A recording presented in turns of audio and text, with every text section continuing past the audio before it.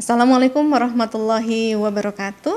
Waalaikumsalam. Selamat berjumpa lagi di podcast Fakultas Syariah dan Hukum UIN Sunan Gunung Jati Bandung, Kurma Kajian Ramadan.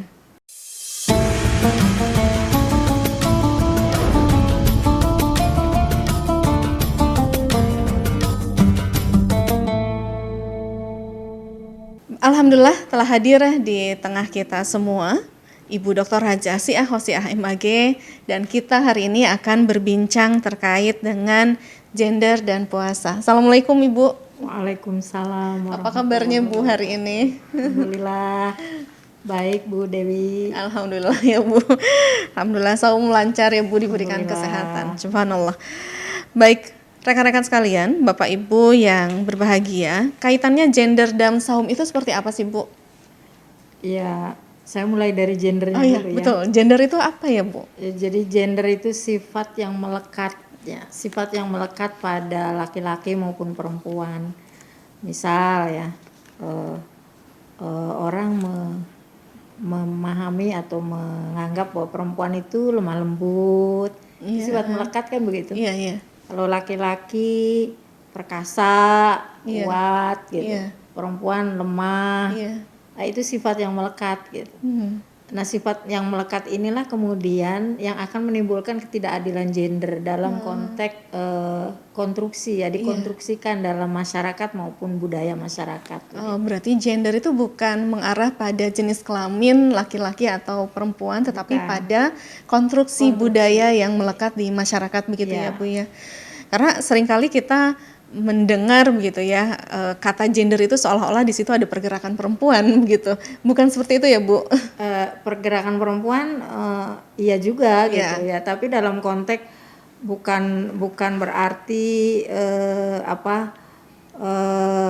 sesuatu yang melekat itu kemudian dijadikan hal-hal yang negatif gitu. Itu pergerakannya pergerakan positif. Bagaimana konstruksi sosial itu disesuaikan dengan kodrat dengan menghilangkan sifat dalam konteks ada persamaan baik laki-laki maupun perempuan begitu. Baik.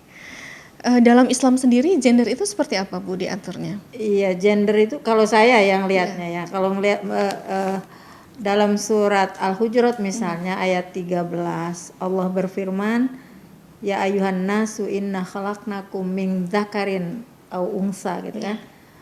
Wa khalaqnakum wa ja'alnakum syu'uban wa qabaila, kemudian di akhir ayat itu inna akramakum indallahi atqakum. Ya, saya ambil poin-poinnya aja itu. Sebenarnya tidak lengkap ayatnya. Tapi minimal ada konteks inna akramakum indallahi atqakum. Jadi dalam konteks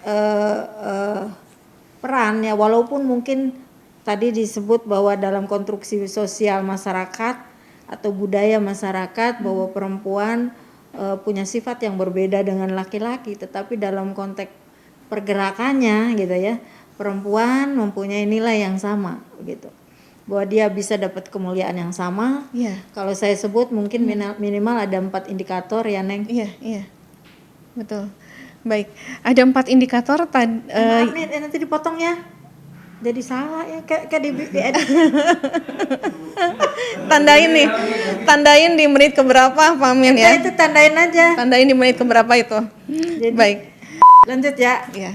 Ya, minimal ada 4 indikator yang bahwa perempuan punya pergerakan yang sama itu. Iya, baik. Turunan dari ayat yang tadi ya, kalau saya pahami. Pertama akses. Iya. Sama perempuan punya akses yang sama dengan laki-laki dalam hal apapun gitu ya. Politik, pendidikan, ekonomi, gitu, budaya, kan begitu. Termasuk ibadah juga ya Bu ya. Termasuk ibadah. Iya. Gitu. Dapat dicontohkan nggak Bu, misalnya terkait dengan akses begitu ya? Ya. Di bulan Ramadan ini seperti apa Bu?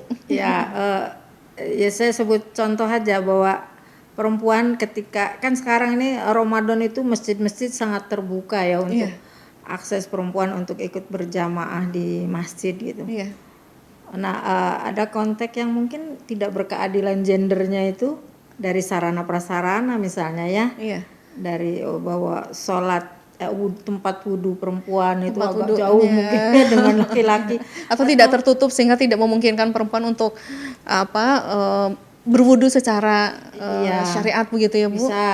bisa seperti itu. Atau tempat sholatnya itu aksesnya agak berbeda lah dengan laki-laki. Sebut saja ada masjid-masjid yang memberi fasilitas, misalnya perempuan itu sholatnya di lantai 2, Oh iya, sementara di laki-laki lantai 1 begitu di bawah gitu. Jadi begitu. akses ke Iya. atas itu harus naik tangga, dan itu kita harus berpikir bahwa mestinya Iya. akses itu ya tidak berkeadilan gender, sebut saja begitu. Betul. Karena kan menyulitkan gitu. Iya, karena Bagi tidak perempuan. semua perempuan juga mungkin bisa untuk naik ke lantai 2 Nah, begitu itu ya Bu. persoalannya Iya, gitu. sementara Apalagi tangganya tinggi kan gitu. Kalau mau iya. pakai lift lah nggak Atau apa-apa. misalnya gitu kan, tetap gitu. sama dengan bapak-bapak di lantai 1 tetapi mungkin hijabnya itu Iya. agak lebih sedikit perempuan Nah, misalnya. itu yang saya kadang memperhatikan juga ya, akses beribadah di dalam konteks berjamaah di masjid-masjid gitu ya. Kalau perempuan tuh diberi tempat yang sedikit tertutup begitu kan, tertutup sehingga untuk melihat siapa yang menjadi imam gitu atau siapa yang sedang khutbah itu agak kurang kelihatan gitu ya. Jadi komunikasinya hanya terbatas di situ, apalagi tertutup dengan hijab itu ya. Nah, saya melihat ini seolah-olah perempuan itu akan membawa apa ya? Jadi kurang, kalau ada perempuan ini kurang hikmat lah, kurang apa? Mungkin dianggap mengganggu Atau gitu mengganggu ya. konsentrasi. Mengganggu konsentrasi, jangan-jangan mengganggu konsentrasi kaum laki-laki gitu yang berjamaah. Atau mungkin Bu, gitu. apa ada kaitannya bahwa perempuan lebih utama misalnya sholat di rumah sehingga kemudian si penyelenggara, maksudnya DKM masjid itu hanya memberi batasan perempuan sangat sedikit begitu Bu Ya, dibanding nah laki-laki. ini menarik ya Bu, terkait dengan apakah perempuan lebih utama sholat di rumah. Iya.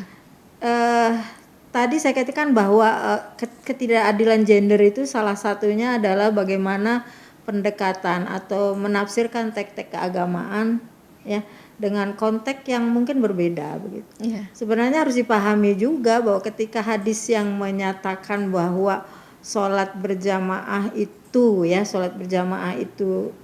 tidak utama bagi perempuan di masjid misalnya, kan dalam konteks yang mana dulu gitu. Oh, begitu ya Bu. Konteks di mana mungkin pada saat itu tidak memberikan rasa aman bagi perempuan. Oh iya, dalam satu kondisi yang Dalam berbeda kondisi begitu, yang ya, darurat dalam atau kondisi apa yang begitu ya Bu. berbeda, iya. Kalau perempuan keluar rumah misalnya terjadi pelecehan misalnya kan itu juga menimbulkan sesuatu yang tidak nyaman bagi perempuan untuk sholat di masjid untuk berjamaah. Maka itu konteksnya ke sana saya kira gitu ya. Iya, jadi ketika persoalan yang menghalangi kenyamanan itu hilang ya, apa masalahnya gitu bagi perempuan untuk sama-sama tadi ayatnya ya, inna akramakum indallahi atqakum, bahwa perempuan juga punya hak untuk beribadah sama-sama dengan laki-laki di masjid kan. Jadi jika tidak ada halangan sebenarnya perempuan juga punya akses yang sama begitu untuk melakukan ibadah di masjid.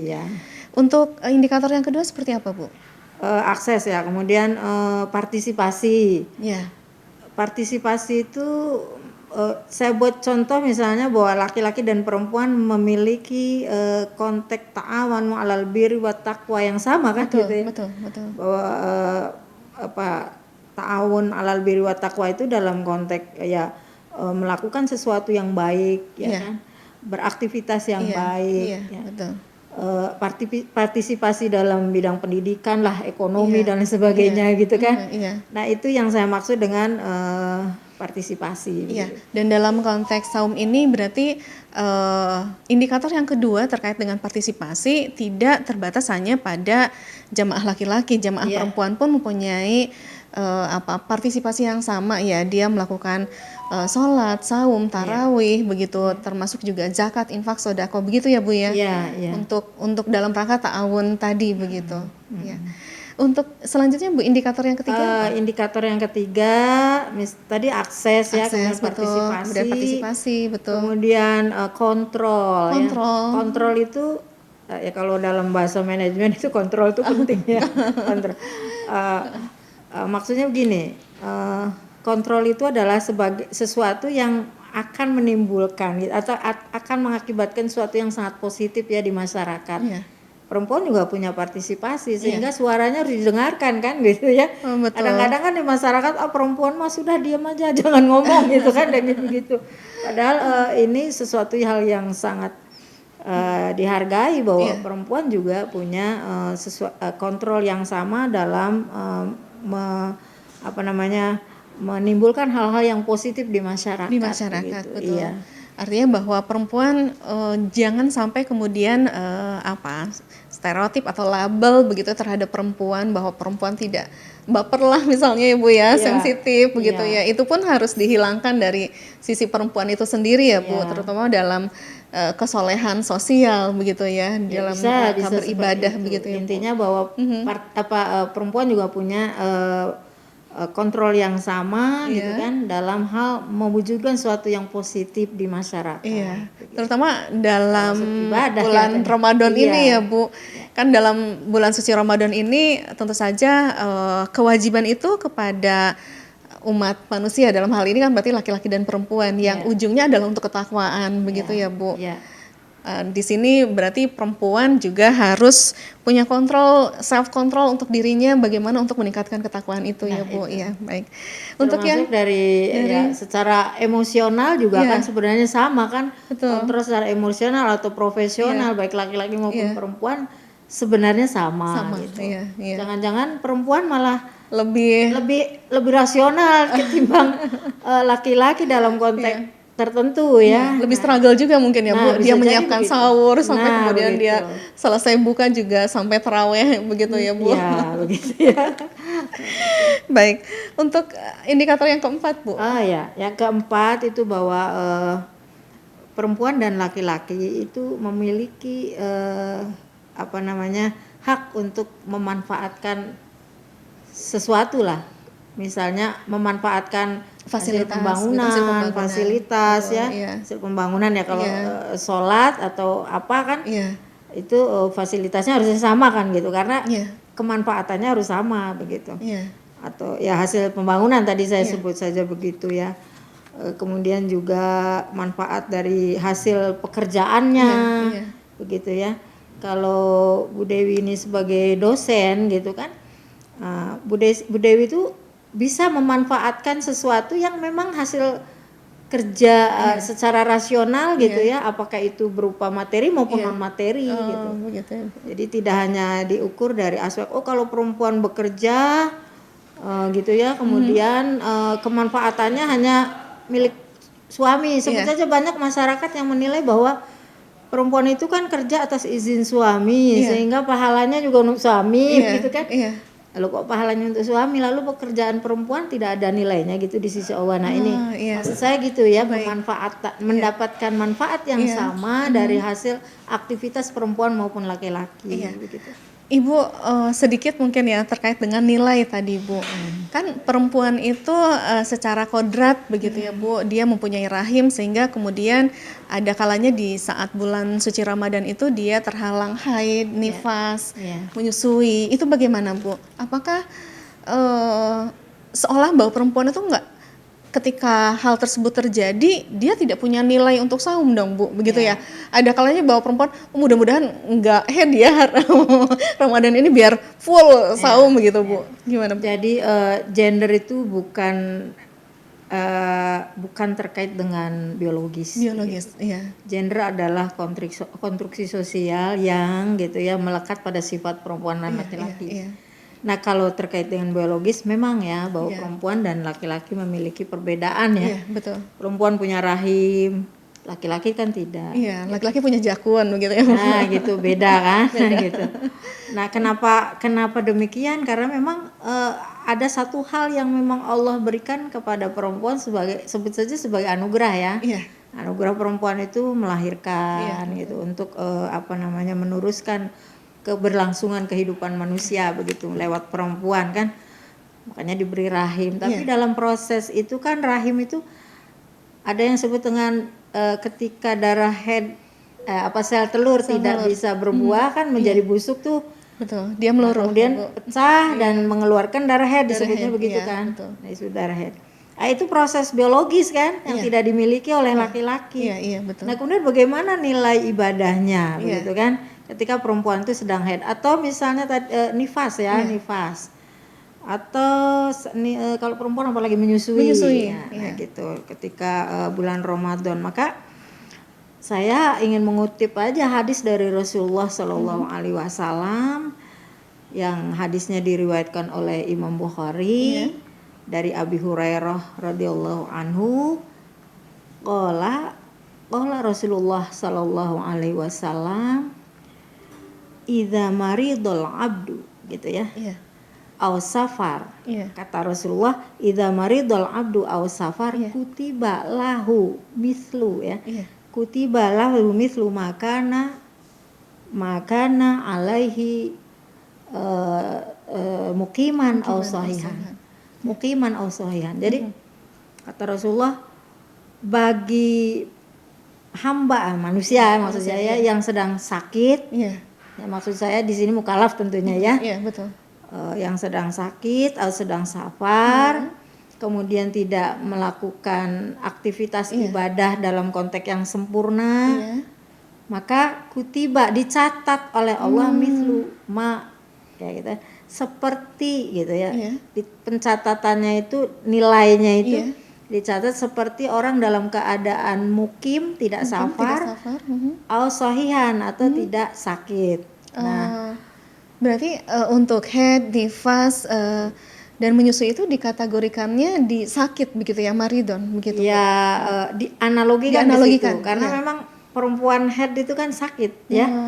Dalam ayat lain disebutnya adza ya, adza itu penyakit kan. Nah, penyakit itu kan sesuatu yang keluar dari yang sakit gitu. Betul. Dan memang kenyataannya sakit. Bayangkan kalau perempuan sedang haid, kemudian melakukan aktivitas salat misalnya, kan jadi salatnya tidak sempurna, apalagi sedang haid kemudian keluar darah, kan enggak. Nah seperti itu. Jadi dinilai bahwa itu bagian dari rukhsah ya. Kemuliaan bagi perempuan, tetapi nilainya gitu ya, nilainya akan tetap sama seperti dia melakukan salat, melakukan puasa, melakukan ibadah lain yang memang ada hubungannya dengan larangan ketika haid kan gitu.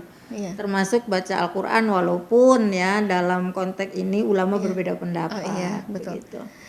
Nah itu. Betul. Tetapi begini Bu Dewi ya, bahwa kemudian kalau ada keringanan seperti itu ya, sehingga ketika puasa tidak melakukan apa-apa begitu ya, apa-apa. Coba kalau dia tidak saum begitu ya, dia tidak sholat. Apa sih yang bisa dilakukan perempuan Bu gitu begitu? Kan? Yang pertama tentunya ya sebelum datangnya haid itu gitu kan, perempuan itu harus banyak melakukan aktivitas yang lebih lah gitu ya, supaya gitu ya menambah ya nilai-nilainya itu, misalnya meningkatkan sholat sunnahnya lah ya. Betul. Sholat tahajudnya ditingkatkan, sholat sunnah lah ya ditingkatkan. Yang menarik ada kan di dalam rangkaian ayat-ayat tentang puasa, itu ada ayat di 186 ya surat Al-Baqarah itu. Itu tentang doa gitu. Doa pada bulan Ramadan itu tidak terbatas maupun siang maupun malam. Coba, bahkan itu dikabulkan ya di situ bahasanya.